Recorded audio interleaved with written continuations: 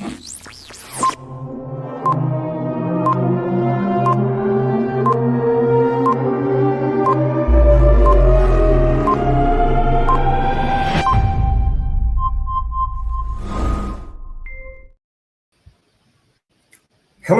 everybody, and welcome to another episode of the iWorkinSport live interview.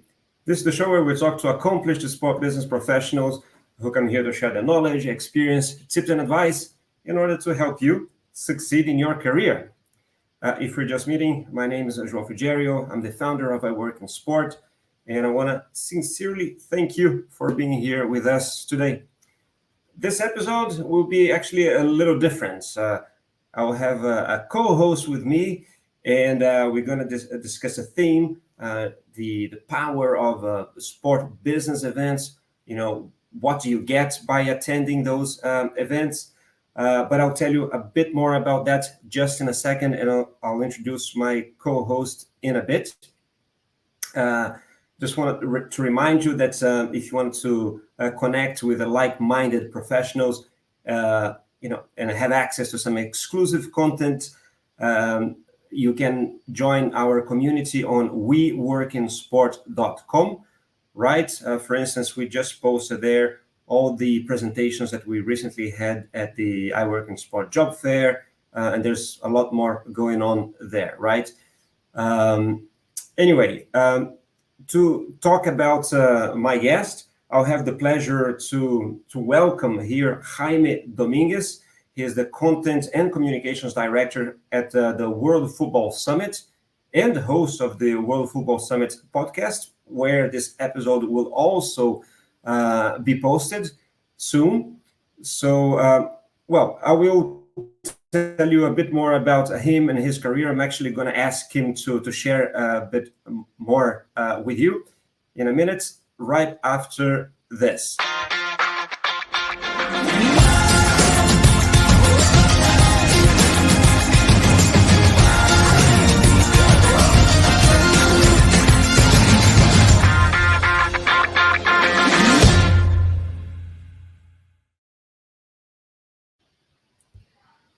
Hello, Jaime. How are you? Good to have you here, and thank you for doing this with me. We were talking before, and we decided it would be quite interesting to do this as a kind of co-hosted event. You have a very popular in the industry podcast as well, and we thought it would be fun. So I will start leading this, but that will certainly become a conversation. But first of all, thank you for joining. No, thank you. It's an honor to be here. It's a pleasure, and looking forward to this, Joao. Very good, very good. So, Jaime, the first thing that I'm going to ask you to do is to maybe talk a little bit about yourself, your story, how you started working in sport. Sure. Again, thank you, Joao, for having me here. My career actually didn't start in sport. It was my first job was in a cosmetics company, an American cosmetics company. I worked there for several years. But deep down, I always knew that I wanted to be in the sports industry. So it was 2013 that I enrolled in an MBA at IE Business School with a module in sports management. And I just... I knew that was my thing, I started also collaborating on the side with several sport organizations. For instance, one of those was a company where that actually today is what everybody knows as the women's football team at Real Madrid. I've also done things for other sports like basketball, for example, in the Spanish league. And after several years, I left that cosmetic company and became sort of a freelance. And out of those projects that I did for sport businesses, I got the opportunity to join a Spanish fitness company called Centro Supera, that they have gyms all around Spain, Portugal, and now from what I understand, they're entering the Italian market. So very interesting. And then, for pandemic came, you know what happened there with the sport and the fitness industry. And one of the things that I did there was set up my own newsletter. So I started creating content, basically just sharing what I thought was interesting from a sport business perspective. That eventually evolved into me doing some analysis and getting in touch with people in the industry. One of those was Miguel Ángel Hernández, who has a popular newsletter here in Spain called Final Score. He was kind enough to add my newsletter to a list of resources that he had available for sports business professional. And it turns out that one of those people looking at that list and subscribing was Gian Alessi, who's the co-founder and director at World Football Summit. And after one of the issues or editions that I shared with my newsletter, he liked what I shared. It was an article about a company he knew. He reached out and he told me that he had a role at the World Football Summit available. I interviewed and I got the opportunity to join back in 2022. And since then, just been doing, a lot of content stuff, marketing, communications, relationship with the media, you name it, here at World Football Summit, having fun and meeting great people like you, Joao. So, yeah, it's been fun. Yeah, it's a pleasure to have met you as well. And I can't remember if we met at the first World Football Summit that I went, maybe in 2017, but it's been some time. And Yeah. before we get into the discussion, I think I also want to ask you to talk a bit about the World Football Summit. Today, we're going to talk about sport business events in general, but obviously you have the World Football Summit coming up in Sevilla in a few weeks' time. Oh, by the way, to everyone watching, maybe I forgot to mention at the beginning, we will give a free ticket to the World Football Summit at the end of the podcast. So, first of all, this is an interactive session. So if you have questions, please don't hesitate. Write down your questions there, but also prepare to participate in the draw to win the ticket. And last thing, just to talk to the audience, Jaime, is I usually do that at the beginning. I think I'm a little bit untrained. I stopped with the podcast, with the live interviews for a bit. But yes, it would be great if anyone watching can write down in the comments where you're watching from, right? Normally we have a very international crowd, so it's always good to see who we're talking with. Now, having said that, some people are prepared now to try to get a ticket for the World Football Summit. Jaime, tell us a bit about that. Sure. In a nutshell, for those of you that don't know about our event, we are a global platform that connects people working in the football industry. So this means essentially people that work either at clubs, at leagues, at federations, but also people that may be working in business that either want to enter or have entered the football industry, or even just emerging talent, maybe not in the industry yet, but they do want to get an opportunity to have a career in sports. No, so at the end of the day, we connect everybody that has an interest in growing the sport that we all love, but from a business perspective. No, and first edition was in 2016, and since then we've done 24 events across the world. So this year, for example, in June we did one in Mexico. Last December we did one in Saudi Arabia, which we're actually repeating in December. Yeah. Yes, and we had a good fun there, huh? Well, as you know, Joao, write that down. 2nd, 3rd of December, we'll be back at it again in Saudi Arabia. But the closest event that we have is on September 18th and 19th in Sevilla. That's going to be our flagship event, World Football Summit Europe, and we're looking forward to that. We're going to have, we're defining the last pieces of the puzzle in terms of the speakers in the program, but I think we're going to have top tier speakers from, clubs like, Liverpool is going to be there. The European Club Association is going to be there. La Liga is going to be there, but also top tier brands, like, Turkish Airlines is going to be there. Amazon Web Services is going to be there. Deloitte is going to be there. I mean, you name it. All those that are looking to have a say in the football that we all want to develop, let's say, are going to be there. Cool. Very, very good. Jaime, just so you know, we already have some people like Bijit Sarkar is watching from Madrid. Anglo Premier Translations in Namibia, Gianluca Ruggieri in Milan. I don't know why I don't have the comments from LinkedIn loading in the system, but I can see here that Maria Machin is an Uruguayan watching in France, and Johan is in Dubai, and Pav in the UK. Great to have everybody with us. Now, before I think we talk about the benefits of attending sports business events in general, maybe let me start with a theme of career in sports, right? Which is what we cover here at iWorkinSport mostly. And maybe ask you, what are the main the main trends that you see in jobs in sport? Sure. Well, I think where to start, no?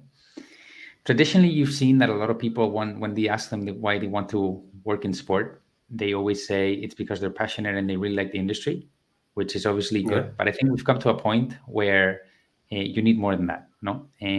Right now, passion is necessary, yes, but you really have to understand where you add value to a sports organization, because there's so much demand, and especially in a time when I think football, at least, is becoming more professional.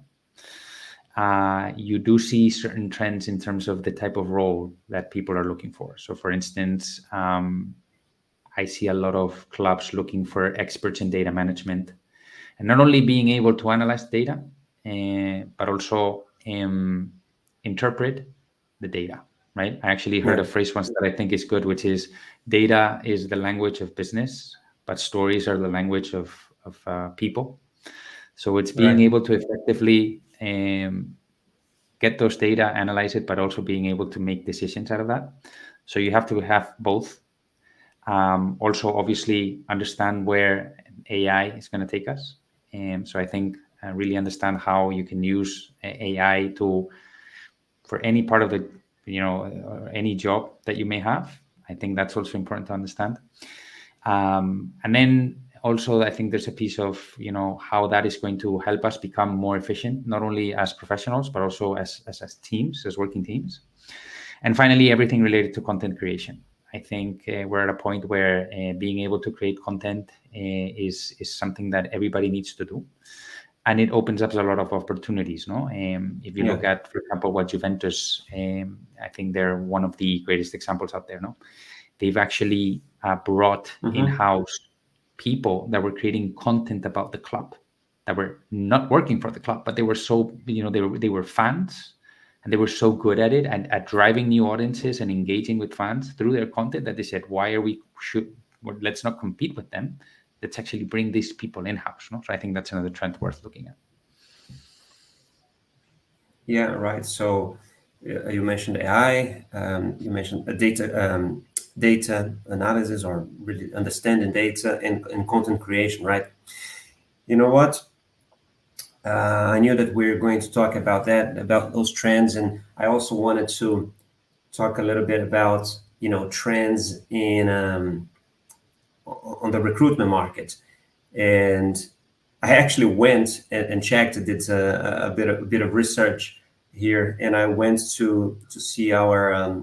We currently had the job fair, or not currently. We recently had the job fair here, and one of the panels that we do with some professionals, some recruiters, is exactly about that. What are the trends that they're seeing, how companies are recruiting, and so I reviewed that. I identified actually seven trends there that I'm going to quickly share with everyone. Hopefully this will make a nice highlight for people to take note.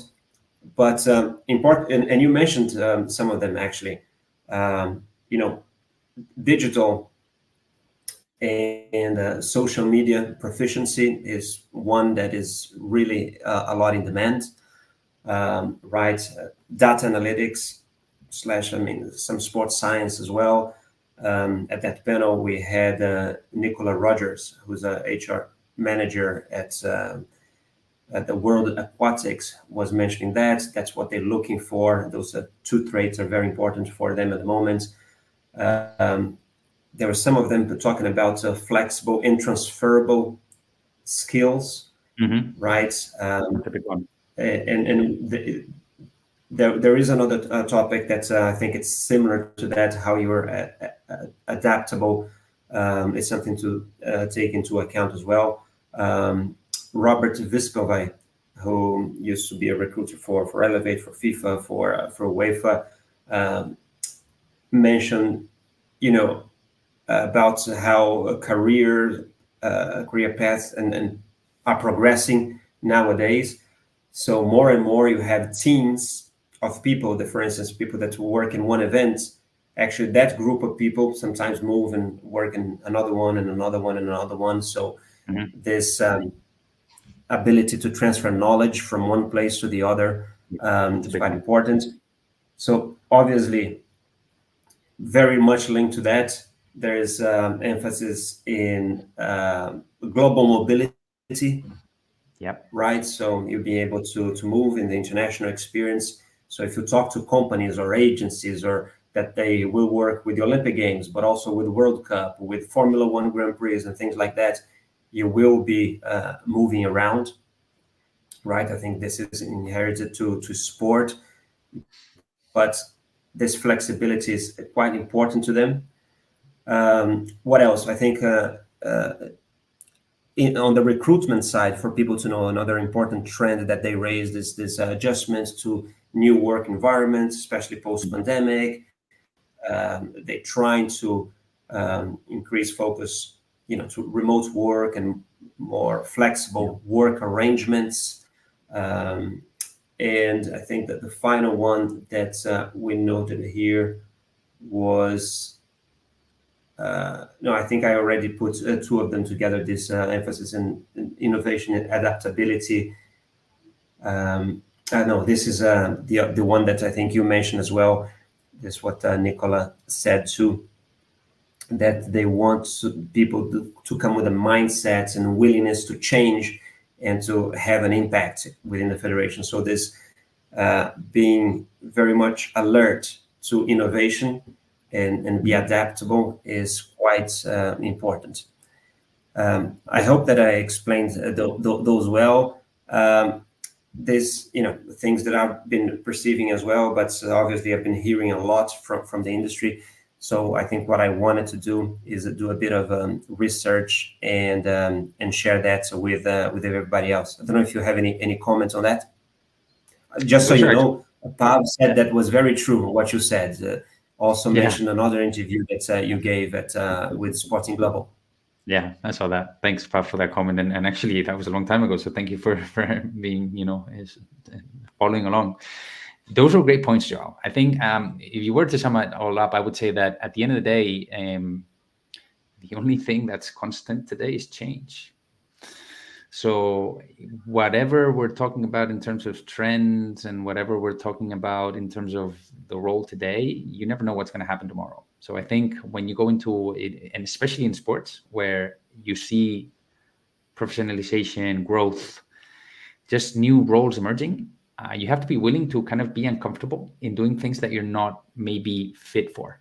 So that's what I was saying at the beginning. It's not only being about, passion is important, but where can you add value? And adding value is something that when you go in there, you just have to be ready to just dig in. It's a team sport at the end of the day, right? And so, when we talk about passion, what I hear a lot from recruiters, and I agree, that it's essential, but it's not the deal breaker, because everybody, to be considered, to live that type of very intense life in sports, and sometimes there's no weekends and you work at night, and it's a different type of job than other industries. You really need to be, maybe it's different, some role or another you don't, but when we're talking about the sport in general, you need to be passionate.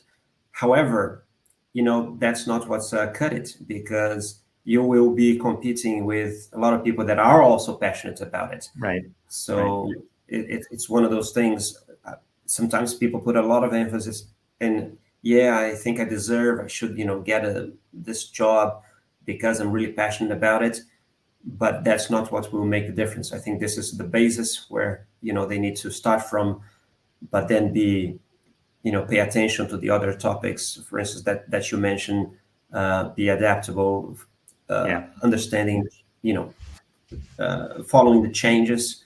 It's probably the most important factor. Yeah, if you think about it, it's kind of like if you think about it in three circles that overlap each other, it's really thinking about,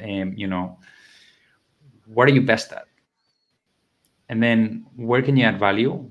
Meaning not only where you can add value, but where the sports property or the sport business that you're working for needs that value. And then there's another circle, which is passion, of course. But at the end of the day, if you don't have the other two, it's not going to be enough. Right. Well, I mean, we talked about, being attentive to technology, to changes, to AI, creating contents. But if we bring back to the main topic of the conversation, then why should people that do that, consider attending sports business events like conferences, summits, conventions? I just think that in a world of technology, there's something that technology will never replace, which is human relationships, personal connections. That's right. And that's what events are for at the end of the day. You go there for 1 day, 2 days, whatever. And you and me, we met in Asia, but what was it? 20 minutes that we had a conversation over the course of 2 days. But that was enough. That was enough for us to keep in touch, to have this idea, to, just catch up. And that stands the test of time. So I think that's where industry events add value. And here I would assume you know better than me, because you've been at at a lot of events. The amount of the connection that you feel with someone that you're talking, face to face, it's just, you can't replace that with technology. Yeah, no, I totally agree. And it's quite important. I think we can at some point discuss a little bit also the content that you find there. But this personal connection, I think in the end of the day, ends up being the most important thing. Obviously, today you can connect to anyone virtually. I mean, we talk on WhatsApp or LinkedIn or things like that. Those things help. But definitely, I think it makes a difference to be able to meet in person. And the thing is, you never know how helpful I think that will be. You can just be sure, I think that it will be very helpful, right? So I try to go to as many events as possible. Obviously, sometimes it can be a little prohibitive. You can't be in two places at the same time. There is, you need to choose one or another because of, economic factors. You need to see where you're going to invest your money. But I'm a big proponent. I was just thinking that very recently, my most recent consulting agreement that I did was with someone that I met in person at a long time ago when I started to go to Sportel in Monaco.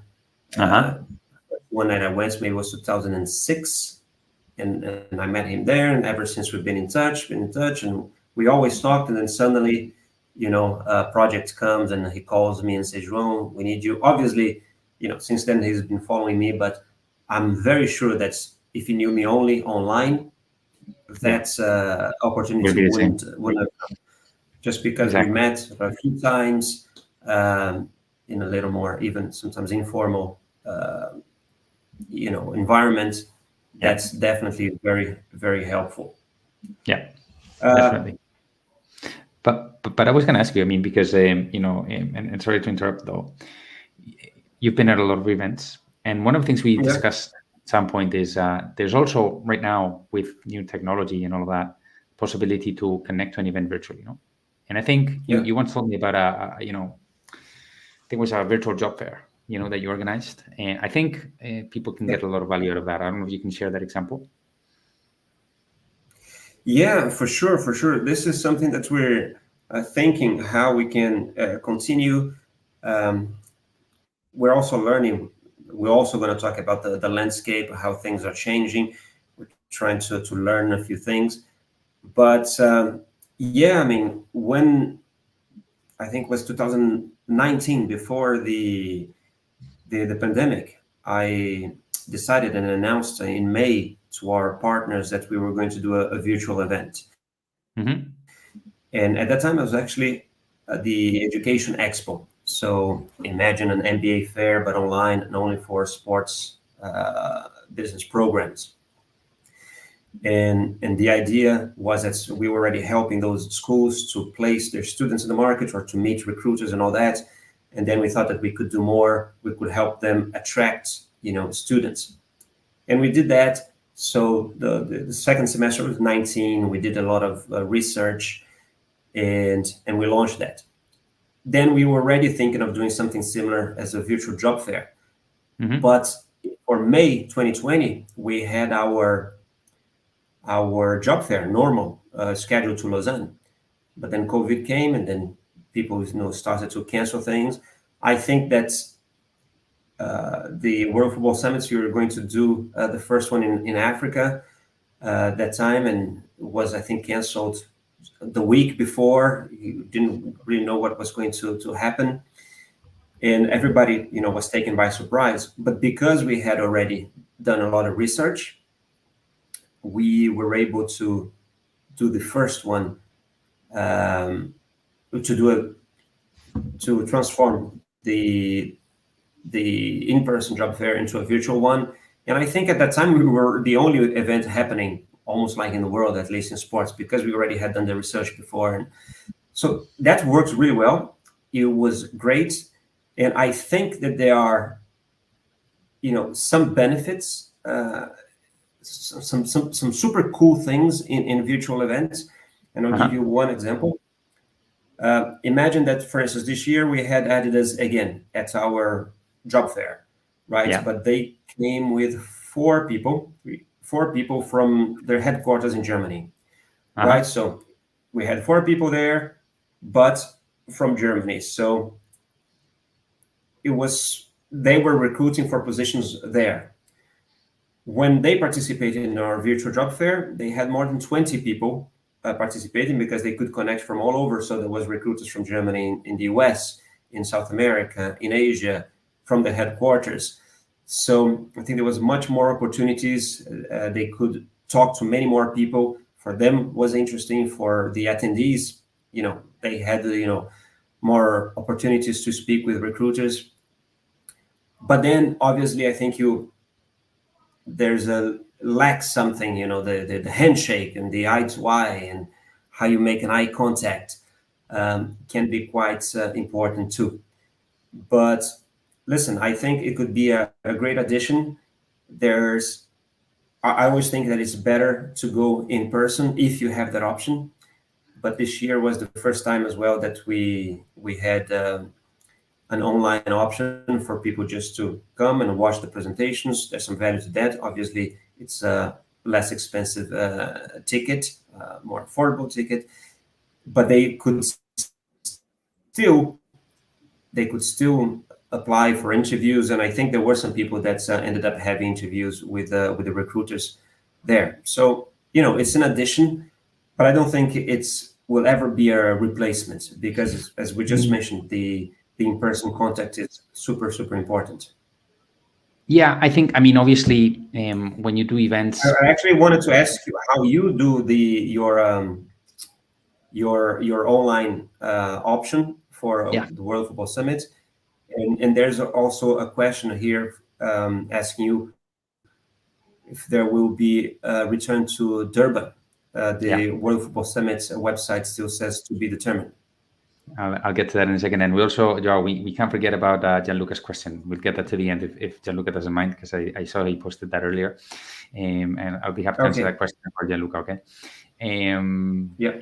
Anglo, in terms of, I'm not sure if that's your name. If not, anyway, about Africa, hopefully, I can't say just yet, but our aim has always been, since we did the first edition, to go back to Africa.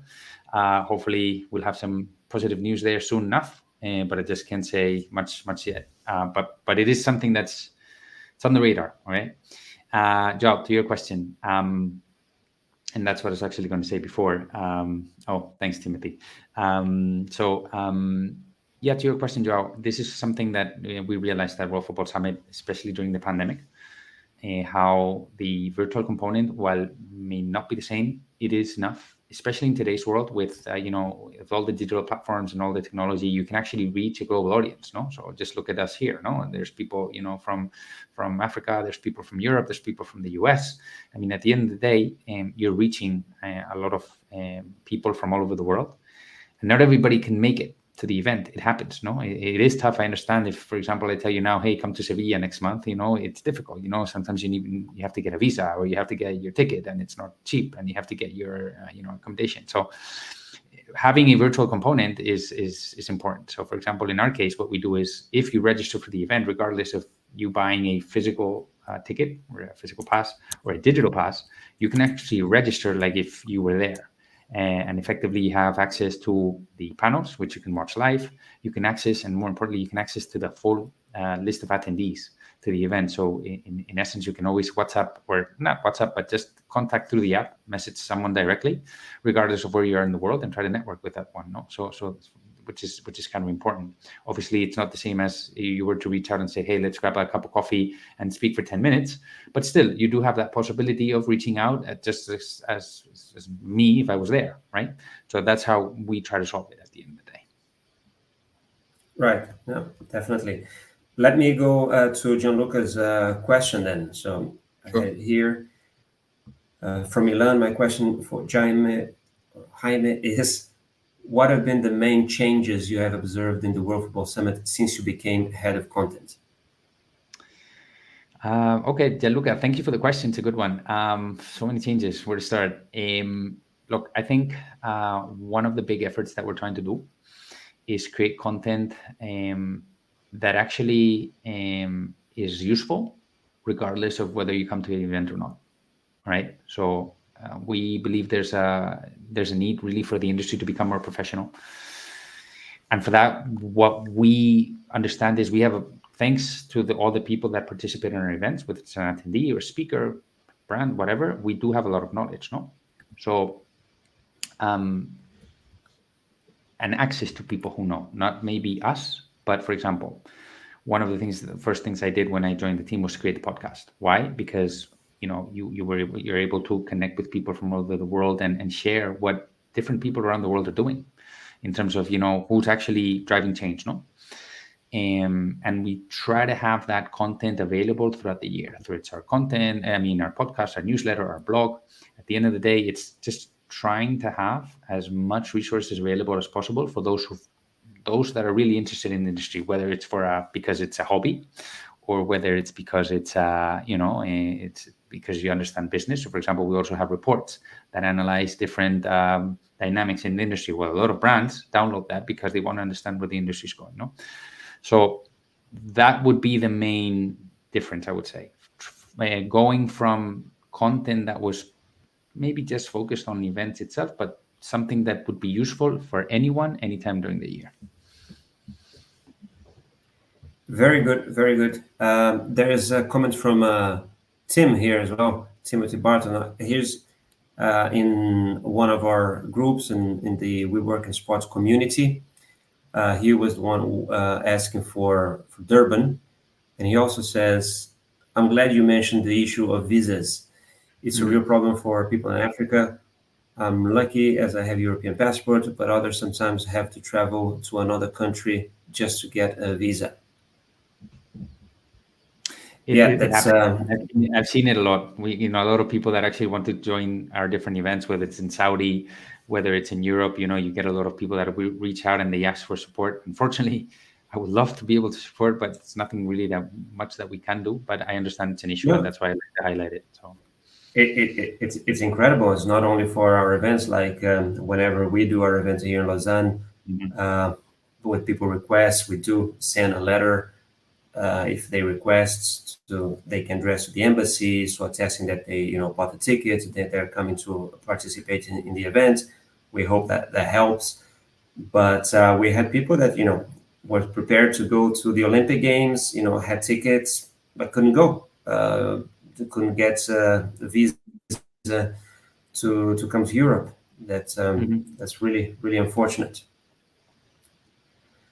Jaime, what about what can you say in terms of tips? I mean, advice for people to make the most out of events. So when someone goes to the World Football Summit, what type of tips you would give for them to prepare for the event once they're there?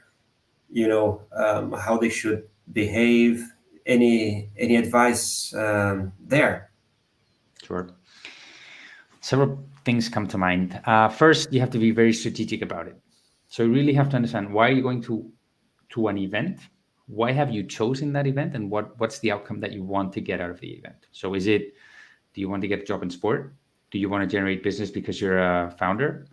Do you want to, just really understand what you're there, and then be sure to do some research and spend time. For example, in our case, we open up the app with the full list of attendees a couple of weeks before the event. So make sure you have time to go through the list, understand who's going and who can be, worthy of having a valuable conversation. And it doesn't have to be, a top tier speaker. It could be someone who's working in a brand that you don't know about. Maybe that's actually going to be a more meaningful conversation. So that's the first thing. And then the second piece of advice, and this comes from someone who recognizes himself as being as a true introvert, is don't be afraid to speak to people. Because at the end of the day, I think, especially I see it in folks who want to enter the industry, they kind of like are intimidated by walking up to someone and just really start talking. But sometimes they forget that everybody at some point was in the same position, not working in the industry and then looking to work in it. So I think one of the nicer surprises that I've seen is how open people are at these type of events just to talk to you. Obviously, if you're not interrupting a conversation, but if, you see someone walking around having a coffee, just even to say hi and just introduce yourself, you never know you said it yourself, Joao. You met someone at an event and then years later, you're working with that person. But it all started with a conversation, no? Yeah, the person became a friend, and yeah, exactly. Yeah. So those would be, if I had to leave it at two, and then third piece, don't let things just stay at the event. If you meet someone there and you have a good conversation, make sure you follow up. Follow up, reach out.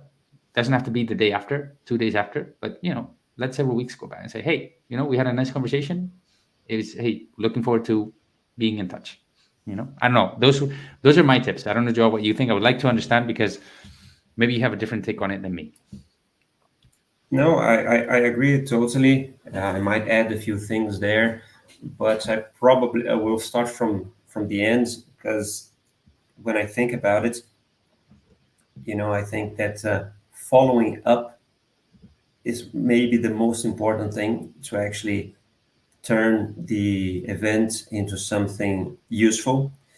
Because if you just go and don't follow up, it will mostly be not useless, but because you normally have many objectives, but especially on the connection with people, I think that following up is very, very important. I think you're right in terms of trying to understand the goals of what you want, but also set your expectations correctly, right? Don't expect that you're going to go there and make, like if you have a commercial hat, that you're going to make sort of many sales. That's a process. See people that you want to meet, and trying to prepare, and most of the events, or many events, will provide you a list of people. Try to understand who you would like to meet, but also prepare of how you will introduce yourself as well. Try to work on what we call an elevator pitch, and you call it elevator because it's supposed to take the time of just a very short elevator ride for you to introduce yourself in a way that will get someone's attention. You don't need to tell your whole story there. And obviously that might change a little depending with who you're talking with, because I think if you have a good idea, the preparation to understand who is going to be there or the type of people, and try to prepare in advance a few approaches, you will see that will be very helpful. Because what happens to me a lot, because sometimes, because of time, I don't find the time to do the preparation that I wanted. I feel that I prepare, but every time at the end of an event, I feel, ooh, I wish I had, checked this sort of beforehand or whatever. Or if I knew this person was coming, I would have brought this other thing here or something like that. But at least, some general ways to present yourself, because in the end of the day, Yeah. it's not just about who you are and what you do. Try to see the angle of what who you are and what you do could be of interest to that person. So if you and I know that sometimes you're learning, you go to a place because you don't really know much about what's going on, and that was how I think events used to work back then. But now with internet and with the list in advance, and so if you have this time to plan, the profile of everybody, you Google them, they're on Wikipedia or whatever. So, and you can do that actually quite quickly as well on your phone. Once you identify someone, try to think of an approach that will touch something that is interesting for them. Yeah. And what makes you unique That's is at the end of the day, you really have to understand the context of, that person you're trying to talk to is going to have 100 conversations. So how can you make sure you stand out? That when they go back and say, oh, I spoke to this person, and this is the, I don't want to make this up. This is the guy that told me about this. That's what you need, So that's a good point, actually. yeah, that's right. That's right. There is another question here from Gianluca. In fact, there's two, but for people watching on LinkedIn, I would try to find a time to actually post the link to YouTube, so you can maybe move there, because I don't see your contact your comments in the system. I'm checking on my phone, but for you to participate in the draw, I think you need to be able to post and be read by the system here. So in a minute, I will post the link, the YouTube link here for you to check it. Anyway, a question from Gianluca. Yep. Can you discuss a time when a controversial topic was spotlighted at the World Football Summit? What was the outcome, and how did it impact the overall dialogue of the event? Sure. Okay, if I can explain the topic. I'm just not going to name any names, if you don't mind, guys. Okay, but basically, there was this one time during an event where there was a speech about a certain speaker talking about how a certain closed football league would damage the overall football system. And at the end of the day, he was calling out, all the wrongdoings it would make. Now, the thing is, we pride ourselves in being neutral, meaning you may be agreeing or not agreeing with what a person is saying on stage. But I think what the end of the day is, what we learned is you really have to listen and really have to understand the arguments, pro or cons, against a certain topic. Especially in our case, we don't, we don't support anybody. We just want to bring people together and have meaningful discussions. And obviously, sometimes those discussions, they're not friendly. It doesn't happen. I mean, it does happen. It's like in any industry, right? So I think what we learned is, look, we cannot prevent people from speaking about certain topics or giving their strong opinions about something, as long as there is respect behind it, right? So that's kind of like the lesson that we learned there. Very good. And for events like this, and we're going to talk about a few types of events that are out there as well. Some that for instance, I think the content is the driving factor to that. Some may be the the networking part. Some are actually the work as a trade event, really. But especially on when there's controversial things and then goes out in the news, is it normally good, or is it normally bad for the event? How do you feel about it? Because yeah, I mean, you never know. sometimes, when those things happen, you do get the visibility, right? I think it's not really, the perception is more about the underlying goal of the event, right? As long as it's not being understood as a platform where people are promoting their message, I think people are going to understand that regardless of where that thing was said, it's more about the message. And in our case, it's neither good or bad, as long as we don't position ourselves, as long as we're true to what we believe in. That's what I'm trying to say, right? So we believe in neutrality. We believe in giving opinion to everybody. If someone comes to World Football Summit and says something that's a little bit controversial, I think you can avoid that. But what you can control is how you react to that. And in our case, we like to be neutral and give space to that. As long as we're true to that and we are comfortable with how we reacted to it, which is trying to give voice to everybody there, we're good to go. Right. Listen, there are more interesting questions coming here. This one is on LinkedIn, so I need to read here. Sorry.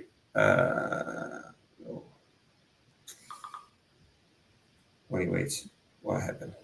So, as head of content, how do you position the World Football Summit as a leader in shaping the future of football? Specifically, how do you ensure that the summit not only responds to current trends, but also proactively sets the agenda on crucial issues like sustainability, inclusivity, and technological innovation? Good question. Look, I think on one hand, we cannot deny. I mean, one of the biggest things we pride ourselves on is the network that we have. So really being able to tap into that network and getting knowledge out of them as well in a way that, so for instance, I'm going to try to put an example here. If I know that Liverpool Football Club is an example in terms of sustainability, which you mentioned there, who better than them to actually explain it? So what we do is I invited the director of Impact, Rishi Jain of Liverpool, to the podcast.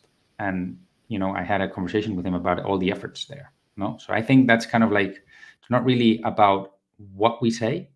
It's, we understand our role in the industry, which is bringing people together. And when we bring people together, we always like to help them share their message. So it's really identifying, the challenge here is identifying who's really making that change, who's really doing the things that are, meaningful for the industry and that others can learn from, and giving them kind of like a platform to do so, right? So it's not what we say. I don't think, I think everybody, and it doesn't have to be a director of Impact at Liverpool. I think everybody here has an opinion on the football that they want, the football they need in terms of, being professional and what needs to happen. It's just how do you make sure that you give voice to everybody? And I think in that sense, being part of an event is part of that conversation. And then obviously using those channels to kind of like give voice that helps reach, different parts of the world. Because and for example, after that conversation with Liverpool, we had clubs from Spain reaching out, clubs from Mexico reaching out, say, hey, is it possible to meet that person? Because we want to do the same. So that's kind of like our role there. Okay, we share the voice, and then when people ask for that connection, we try to make it happen. Very good, very good. And Jaime, and how's the relationship with other events? I mean, there are many sort of events there in the industry. Perhaps then we can talk a bit more in more detail about the status of business events. But is that a bitter or a friendly competition? Is there room for collaboration? Sure. And, I think when the industry is at a point where it's changing so much, I think the events industry needs to change as well. And we actually have partnerships with other event organizers. So for several years, we've worked with the Global Sports Innovation Center, powered by Microsoft. They do their events, and we've actually collaborated in bringing people to each other's events. Just recently, during the summer, we closed a partnership with the folks at ESB. They are the one that used to do the ESPOBIS event in Germany, one of the largest sport industry events in Germany, and we're collaborating with them. They're doing their sports market media event in December in Munich. So, check that out as well. And we're helping them out in terms of building a panel certain around, opportunities in football, and on branding in football. So to your question, Joao, I think there is room. I think the model has to evolve. I think the industry has to evolve. And it does make sense that we work together to create better events for the entire industry to benefit. Because if what we're saying is, the industry needs to become more professional, we really need to make sure that we're connecting the right people at the events so that those relationships can happen. So yeah, I totally agree. We obviously have also partnership with many events, but for us, I think it's also a little special because I think we're in a niche, a type of event that doesn't really exist, I think, out there, and it's very focused on recruitment, on talents, on a career. So that actually it makes sense. In fact, that's all of those events come and maybe find talent there. So we had the World Football Summit participating before, we had Soccer X participating before, and a few others. The Global Sports Week from Paris had a stand there with us as well. So for us, obviously, that makes a lot of sense too. I think we can go into the question, if you don't mind, because I think it's good. It's relevant to the conversation that we're having, if you don't mind, Joao. And we see it. Say that again. Maybe we can go and answer Bijit's question, which I think is relevant. I was just going to exactly. I was just going to that. I'm actually going to put it here on the screen. Bijit Sarkar says, in a competitive landscape of events, how the World Football Summit differentiates itself in terms of branding and positioning, and what are the strategies you use to attract key industry leaders to the summit every year? By the way, you also launched a new branding last year, and maybe you can talk about that as well. But please, let's get to Bijit's question. I'm tempted to ask you that question, Joao, because you go to so many events and say, what makes World Football Summit different? But, I'll give you my take on it, which is at the end of the day, it really depends. See, we're not looking to be the largest event. We're not looking to be the biggest sports event in the world. What we aim is to be the largest football industry event in the world. So that means that if you work in football, you have to be at World Football Summit. So we may not have the largest in terms of attendees, but what we want to make sure is that if you're there, it's because you want to create opportunities in football. That's what we kind of niche down, if you will, within the overall sports industry. And I've seen that, those conversations, and it's not me making this up. I've actually had people come to me and say, look, we understand that if we want to go into, and these are, businesses, hey, we understand that if we want to meet people working at football clubs, this is where we need to be. If tomorrow our objective changes, he told me, if we go into other sports, I know I'm not coming here. And that's fine. If it's not going to be worthwhile for you, don't come. And actually, their strategy, and being completely honest here, they've shifted to other sports. But at least I want to make sure that if they're there, it's because they want to generate opportunities in football, and that we're helping make that happen. But that's my take on it. Feel free to disagree, Joao, or whoever,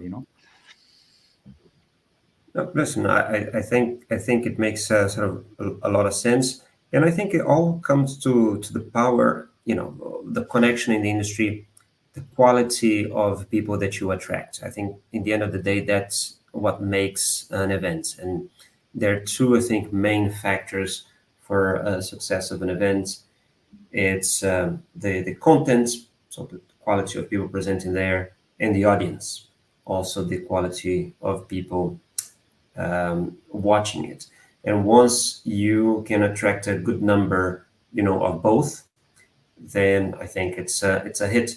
It's almost like then people feel that they need to be there. It's a bit of how they call that.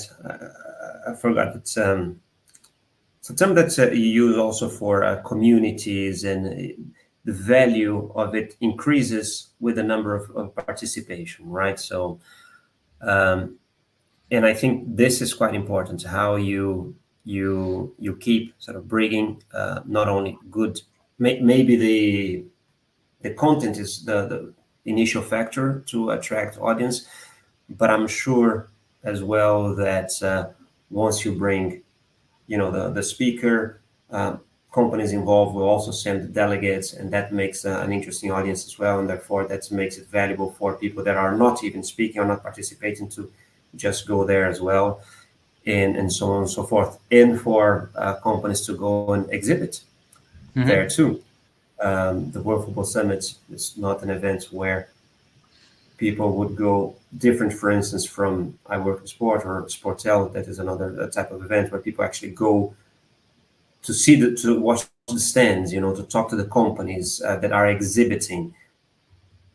But because there's so many, high-profile people going there, then it makes it quite interesting for the exhibitors. And then, obviously, there will be some of the exhibitors that will hopefully match what people are looking for there too. Yeah, that's a good point, actually. Yeah. But yeah, I don't know if you agree with what I was saying, because in my mind, I see clearly, I think, two types of events, and also we're talking about it beforehand, because I see the iWorkinSport in a different type, because I see that the majority of events today, they start from the content, and people go there. Maybe that's the first point of attraction, and then it brings the audience, and then it brings kind of the exhibitors. Whereas another type of event, I can cite the Sportel, which I mentioned several times. That was actually an inspiration to me, where people actually go basically to have meetings. I've been there for many, many, many years, and probably I've watched a handful of presentations.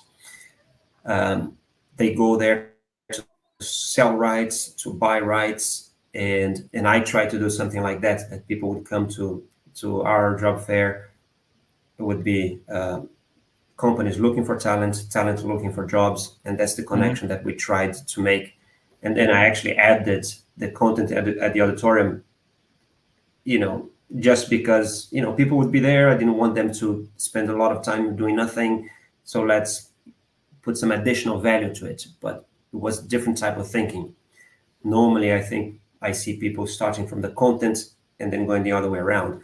I don't know if you think those are the two ways that people think of events, or if there's a different one.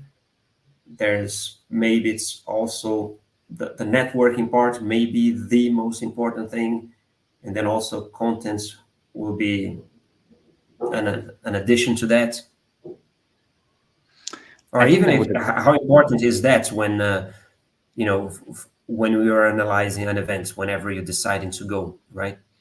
Yeah, I think that was a great way to frame it, and I would actually urge anybody listening to kind of like keep that framework in mind, because that was a good way to frame it. I think, to your point, I think networking is kind of like the essence of an event, regardless of its main objective. I would argue that in today's world, it's even more important than the content itself. Probably many years ago, the content was more important because it was more difficult to access that Yes, for information. sure. Today, at the end of the day, through technology, through different platforms, you can watch the panels from all different events. You can access the content fairly easy. But when you go into the networking piece, that's kind of like the unique thing. It's kind of like when you go into a football match. The life experience is the life experience. You cannot substitute that. Well, this is kind of like the same thing. Being able to be there and experience it and meet people, that's like the essence of an event, I would say. And that's what makes it unique and different.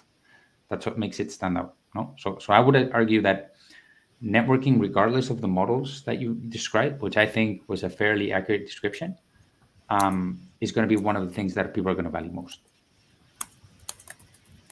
Thank you. I'm just actually posting something here to our audience on LinkedIn, Sure.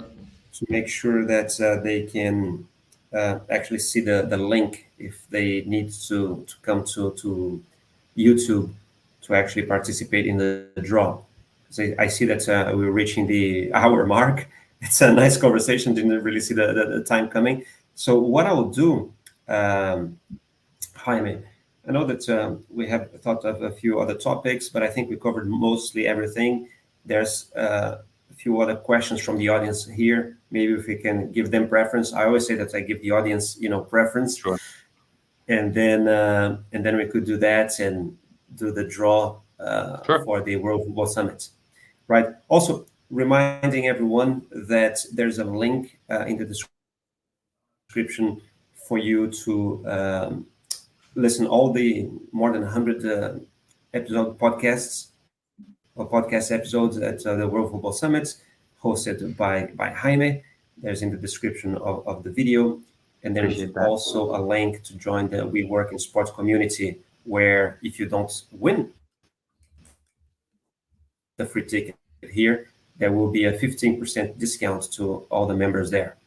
Yep. So Facundo Ferro Molina from Argentina says, with AI rapidly advancing, could you share how it has been discussed in past World Football Summit events and what feedback you've received from the industry leaders on the topic of AI? Yeah. I think it might seem, well, Facundo, thank you for your question. First of all, what I have seen is that, especially this year, where we had an event in Mexico and in Saudi, everybody understands that we're still at a very early stage. And I would argue that while AI is not new, the level, I wouldn't say uncertainty, but the level of, call it curiosity, of where the space is going to go and how it's going to impact the industry has risen so much. Because I think a few years ago, people were not realizing the potential that it had.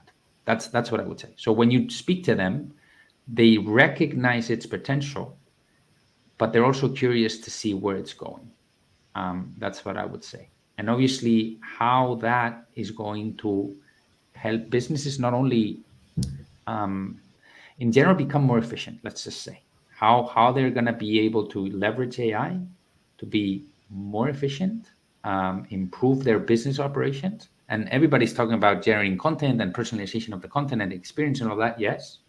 But it's also, it has a layer underneath that it's going to help, be more efficient and at the end of the day be, I would say, more profitable. Okay, talking about AI, Jaime, can you maybe just share quickly? I think it was a really interesting also conversation that we had, how AI has been helping you, for instance, in the production of your podcasts. Sure, happy to share that. That was a fun conversation, Joao. How I use AI. So imagine, for example, if I were to interview Joao, let's make an example here so you guys can understand. If I were to interview Joao, and imagine that I had him already previously on the podcast, I would download a written transcript of the first episode that he came. I would have a call with Joao to understand the topics that he wants to discuss. And then I would probably go into, do some research about his career. So I would pull that information, all of that, and put it into a language, into an LLM, right? So this could be your ChatGPT, this could be Claude 3, you name it, no? If I need to do some research, I'd probably go into Perplexity. So at the end of the day, I'm playing around with different tools, no? And then I would go into ChatGPT and say, look, this is the transcript, this is the profile, this is what I want to talk about with you this time. Could you help me prepare, a list of questions, and help me draft that? So basically, I use it as my research assistant and help me prepare a draft. No, so then I refine the questions, and then I send it to Joao and say, hey, these are the questions that I've thought about, and please feel free to share, your feedback. And then once we record the episode, what I do is I download the transcript again, and then I ask ChatGPT or whoever to analyze the transcript to help me identify the main conclusions of the episode, highlight that, and actually help me draft a LinkedIn post. Which is obviously you need to create several iterations of it and you need to refine, but it's a pretty good approximation. And the beauty of this is you can actually ask it to interpret different styles, right? So you can say, write it in a formal style, write it in an informal style, actually copy whoever, if you have a content creator in mind that you want to create that type of voice, why don't you use this person's style? And then you get that. So at the end of the day, I'm actually able to be more efficient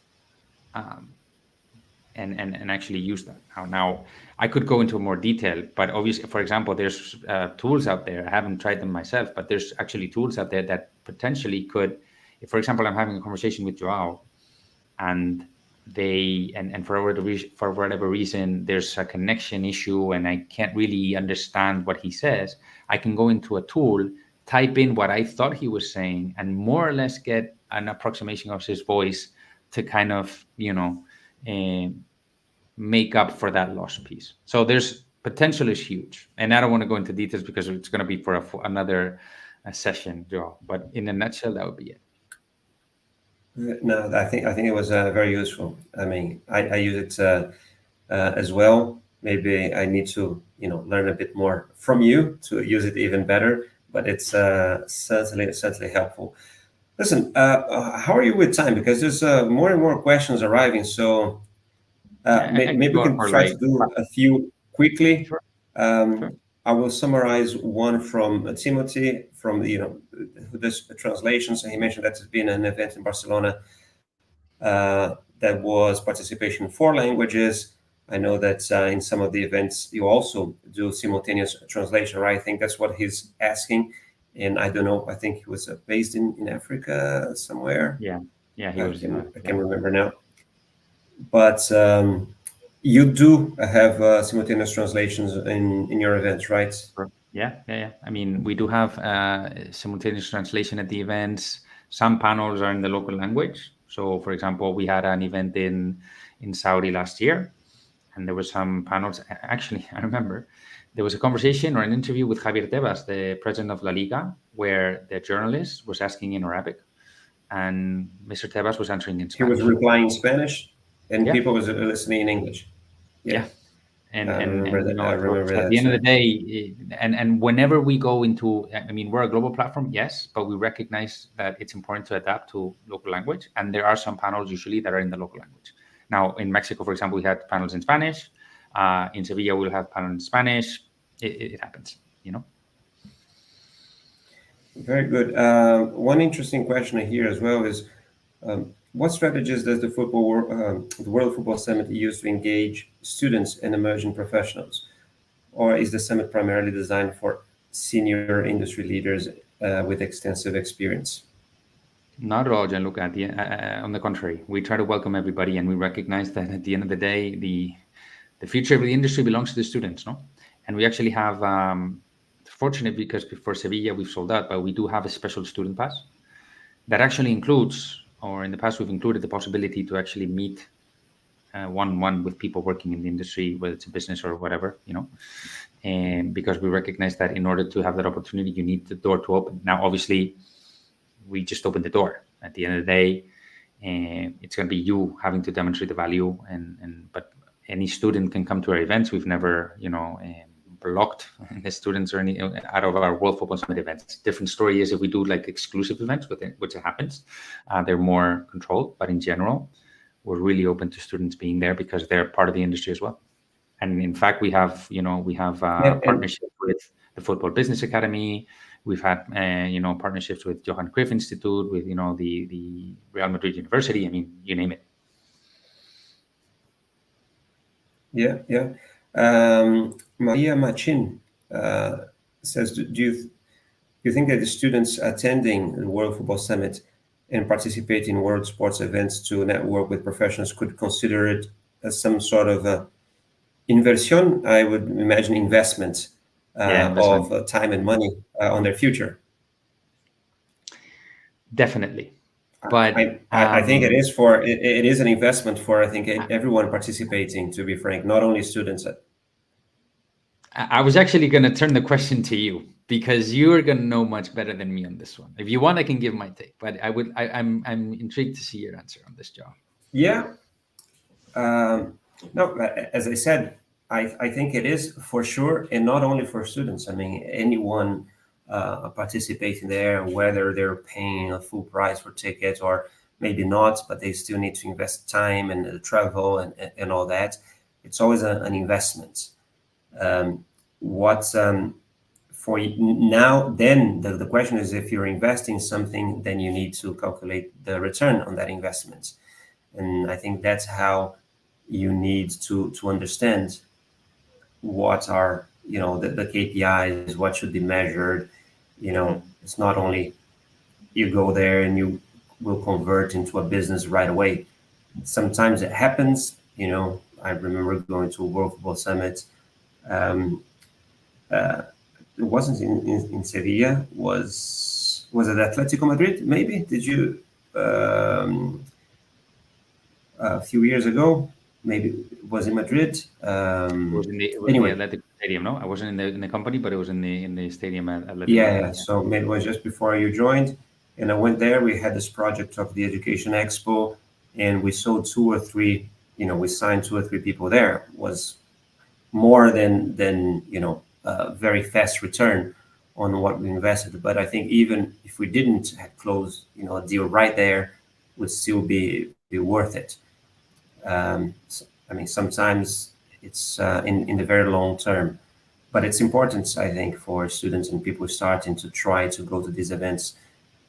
This will add a lot of value, and you can benefit from student rates. Yeah.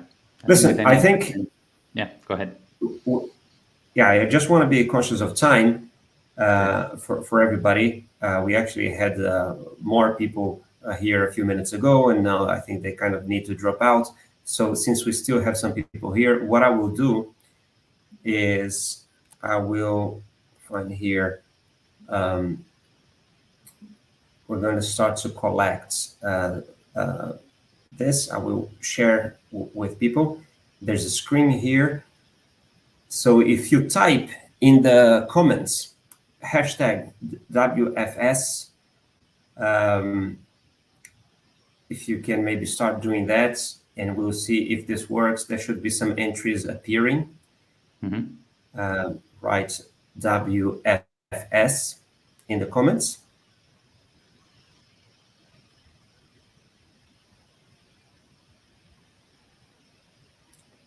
Okay, we have the first one, second one. Let's see, there's a few more coming in.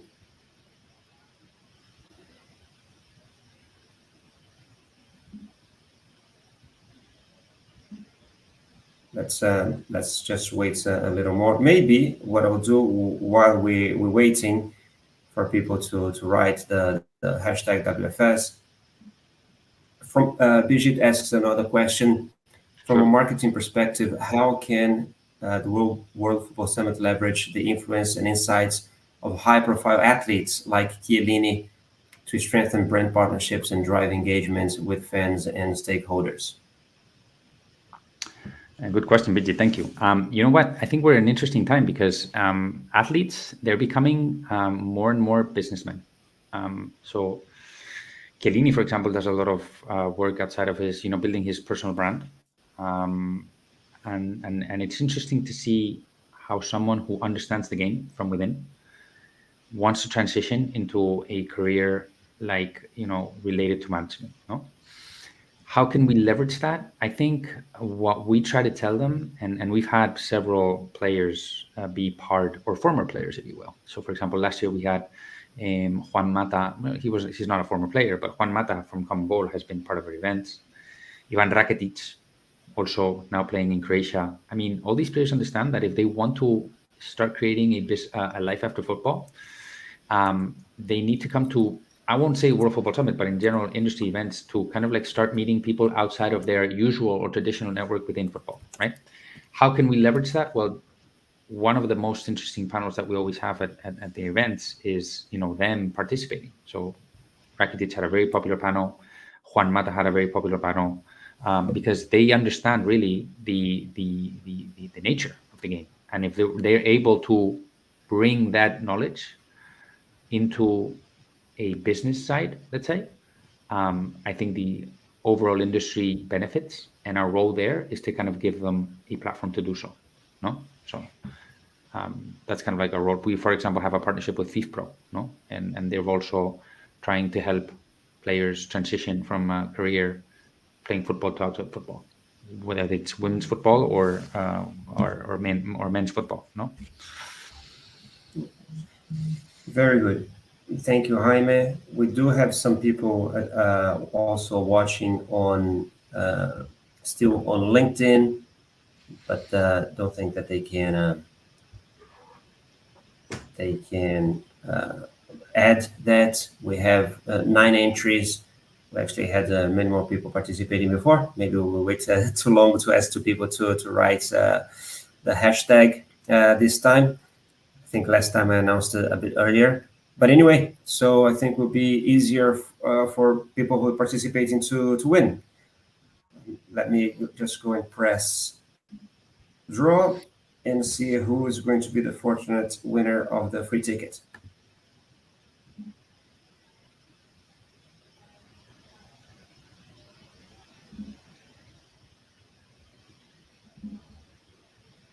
All right. Okay, so Julian, congratulations.